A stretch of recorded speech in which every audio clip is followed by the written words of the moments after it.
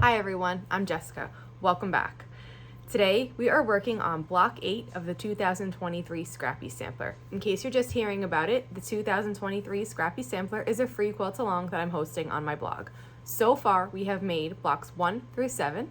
We assembled section 3 and now we're moving on. This week our assignment will be block 8, 9, and 10. I have my pieces cut out here for block 8, so let's get piecing. The block that we're working on today is a 12-inch block. It is another star block. And the first thing that we're going to start making are flying geese. We're using stitch and flip flying geese, which means we're taking a rectangle and a square, 2 squares actually, 1 for each side. We're going to work on 1 square at a time. And we're going to sew from the top diagonal to the middle diagonal.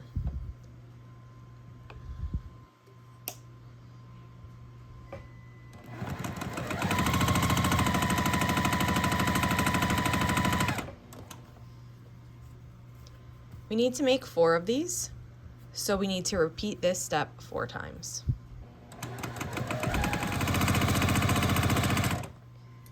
I've repeated that step 4 times, and now I'm left with this. So we trim off the excess here, leaving behind a 1/4 inch seam allowance. You can do this with scissors like I did, or a ruler and a rotary cutter.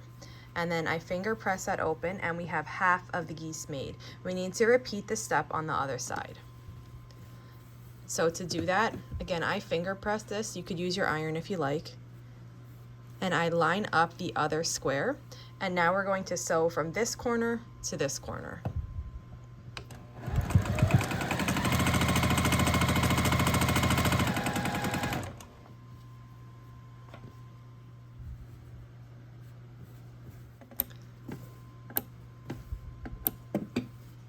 And then just like before, we're going to trim the excess off here, leaving about a 1/4 inch seam allowance behind. And we're going to be left with our flying geese unit. So here is 1, and I have the other 4 here, just need to be trimmed and then they'll be ready to use. I just usually give them a finger press, and I find I get really great accurate results with that. So I'm going to set the geese aside. We have made those, and we're going to move on to the next step. The next thing that we're going to make are 4 half square triangles. And I have my pieces cut here. I'm matching up my background with my colored square. I'm using yellow, but you can use any color you like.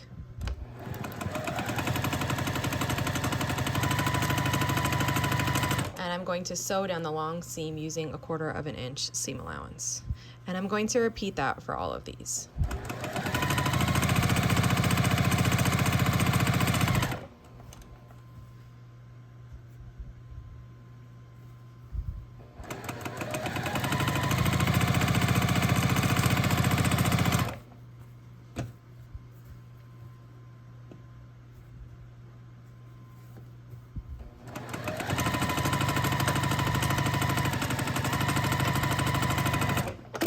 When you're finished sewing those, I just trim them apart. And these half square triangles, they're made to size, so you don't need to trim them with a rotary cutter and a ruler. The only thing you need to do is to trim away this overhang here. So I finger press it open, and then I just trim these sides away. And I'm going to repeat that for the 3 that are left.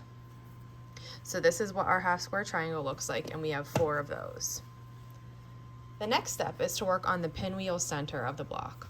For the pinwheel center of the block, this is what I'm using. We're going to match up the 2 triangles just like this and sew them together.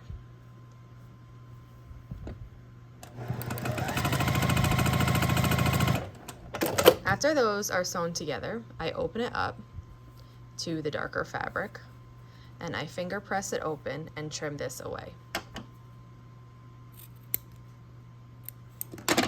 Then I'm going to get the large triangle that I have for this piece. This is the same color as our flying geese unit, and I'm going to take the piece I just made and sew it to this triangle.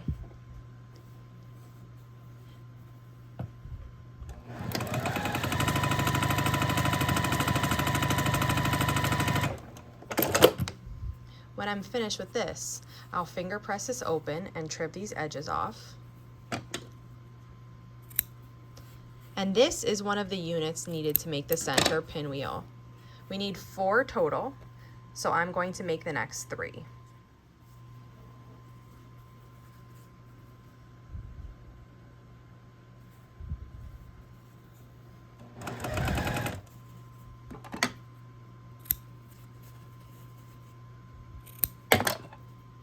The next step is going to be to assemble the pinwheel. So pay close attention to the pattern and look at how these pieces are being laid out. These are our top 2 squares. When I lay this together, I'm nesting this diagonal and this diagonal.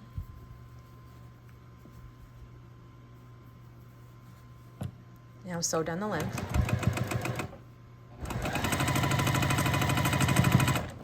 And now I'm going to add the bottom 2 to that. So the position for the bottom 2 is like this. And again, I'm gonna nest this long diagonal and this long diagonal together as I put these on top of each other.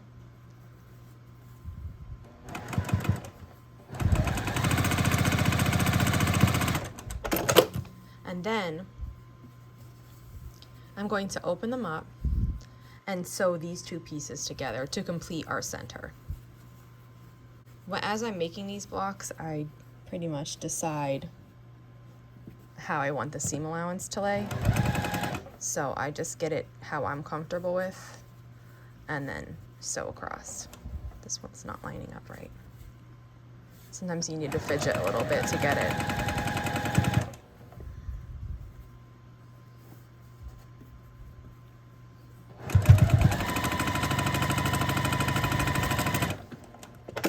Now this is the center of our block.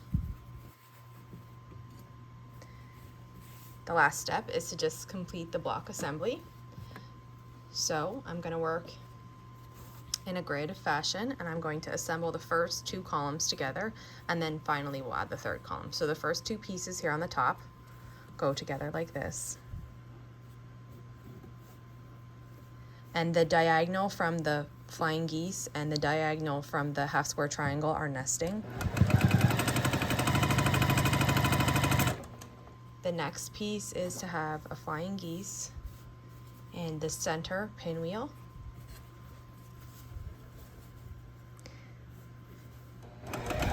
The ideal here is to have this line up with the point. It is difficult, so try to get everything laying out the way that you're happy with, and then you can just start sewing.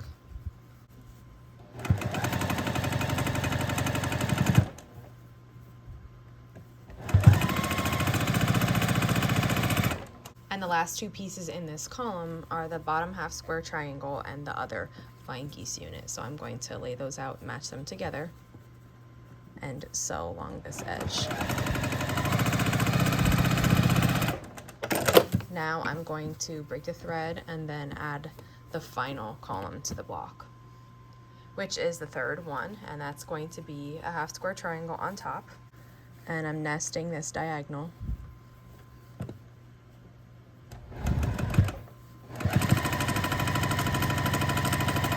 And then we're going to put a flying geese unit here. I want to make sure that the seam allowances are going the right way. So I'm just holding them in place with my hands as I go until I start stitching, and then it will hold it down for me. And I'm trying to get this line to match up with the point. You can kind of feel it with your finger to see that it's in line.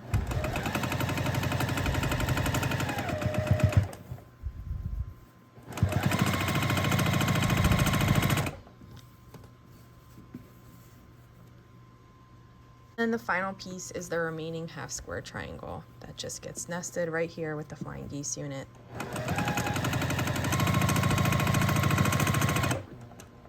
And sewn on. And now I have 2 remaining seams for the block, this long one here and this long one here. So I'm going to work on those. Remember that we talked about in our other videos, the way you push the seam allowance on the flying geese affects how the point looks. So I am going to push it in the best direction, which for me right now is down in toward the center of the block, which means this will go the other way. and those two diagonals nest. Okay, and then I'm gonna repeat that on the bottom here. So I'm pushing the seam allowance toward the center.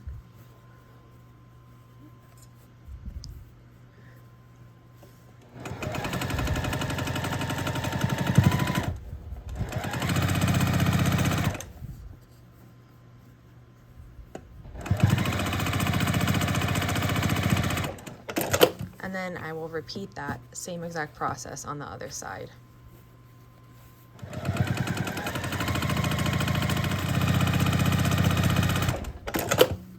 And here's our block. It looks really good. This is a fun one, the way these diamonds come together, even though we didn't even use diamonds. It's the interaction between the flying geese and the half square triangles in the center.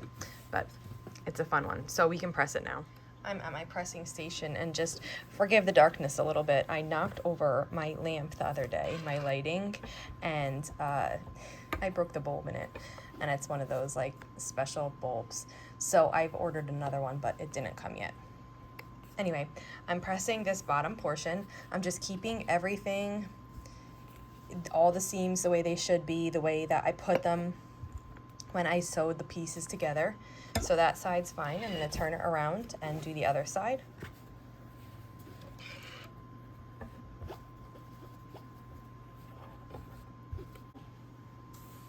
And when my two sides are done, I'm going to work on the middle. So I am going to flip this over and press it from the front, but here I'm just going to just get a little bit of a press on it before I flip it over. Just go over everything kind of once. And once they're all seated nicely, I'm gonna flip it over and then do it how I usually do it, which is I fold it in half. I'm feeling the seams to make sure they're laying nicely with each other. This one needs to be fixed a little, there we go. And I'm pressing this seam line as well as everything else. And then I'm gonna gently flip it open with the iron and continue pressing it until it's laying flat. So that half is done. I'm going to flip it over and repeat that process on this side.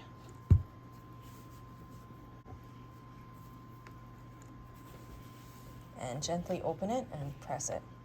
So I hope you enjoyed making this block with me. This was a fun one. I love the effect it gives, and I hope you had a great time making it. I'll be back to share block 9 and 10 with you for this week. So thanks again. See you soon.